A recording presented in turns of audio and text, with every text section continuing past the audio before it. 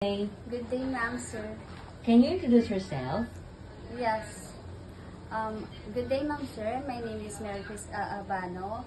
I'm 34 years old. I live in Tabing Ilog, Marilao, Bulacan.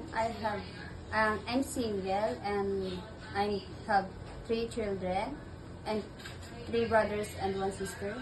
And I'm the second of the family. Do you have any experience in working abroad before as domestic helper? Yes. I work as a domestic helper with 2 family and work before in Saudi with 2 family. How long did you stay in that employer? 2 years. How about in the Philippines? Do you have any experience working as domestic helper? Yes. My I have my employer's name is Wilma Shao. They have 3 family members and How long did you stay in that employer?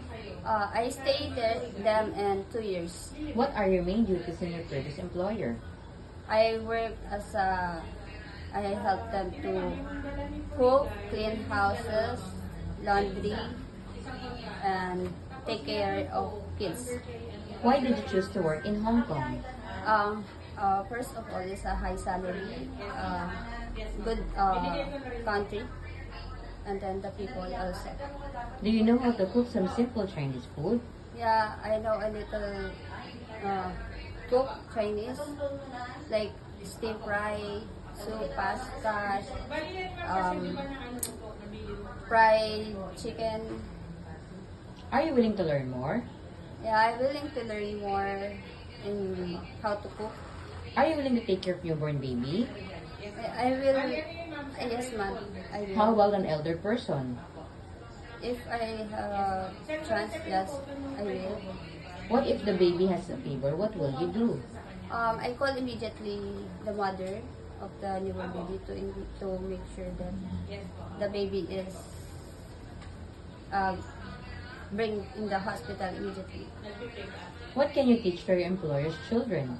I teach them how to read, telling them story, learn how to write, and make them, and then I make them play.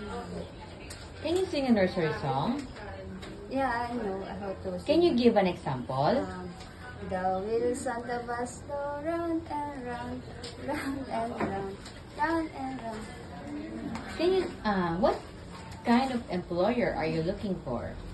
Nice, understandable, and patient, kind. Are you afraid of dogs and cats? No. What can you say about yourself, your attitude? For myself, I'm patient, fast learner, and then energetic. Can you give a short message to your future employer so that they will hire you? To my future employer, I hope you will choose me as your helper.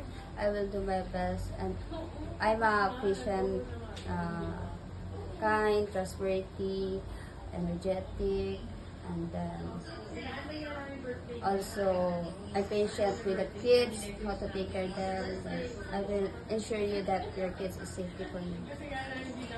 And then thank you for choosing me in the future. See you in Hong Kong.